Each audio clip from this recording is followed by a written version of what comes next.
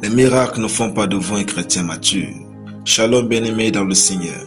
Notre méditation du jour s'intitule « Les miracles ne font pas de vous un chrétien mature ». Nous tirons notre texte dans Nombres chapitre 14 verset 30 qui nous dit ceci. « Vous n'entrerez point dans le pays que j'avais juré de vous faire habiter, excepté Caleb fils de Jephuné et Josué fils de Nun. » Alléluia. Les enfants d'Israël ont vu des miracles et prodiges en Égypte quand Moïse était parti pour les libérer. Durant l'exode dans le désert pendant 40 ans, ils ont vécu des miracles extraordinaires. Mais sur ces millions d'habitants, seuls 2 ont vu la terre promise avec leurs familles. En dépit de tous les miracles, Dieu leur dit, « Vous n'entrerez point dans le pays que j'avais juré de vous faire habiter, excepté Caleb fils de Jephuné et Josué fils de Nun. » Ils n'ont pas seulement échoué à atteindre la terre promise, mais sont aussi morts dans leur immaturité. Mes frères, la maturité spirituelle ne se mesure pas à travers les miracles de Dieu, mais plutôt à travers son caractère et sa nature.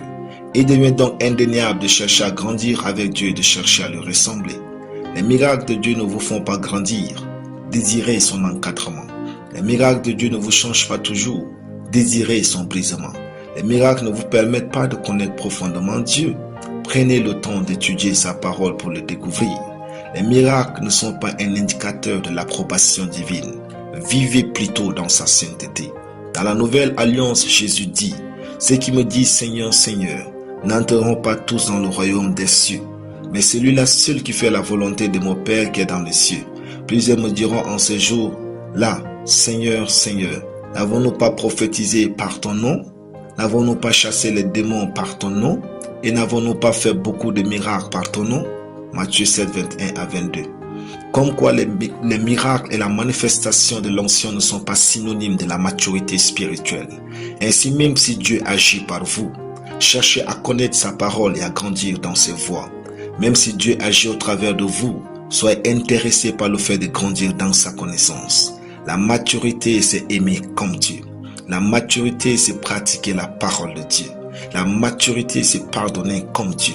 La maturité, c'est choisir comme Dieu. La maturité, c'est vivre comme Jésus. Alléluia. Prions. Je déclare que je marche dans l'amour, la connaissance et vers la stature parfaite de Christ. Amen. La lecture biblique en une année, 1 Chronique chapitre 21 à 1 Chronique chapitre 24. Soyez bénis, c'était le pain du ciel.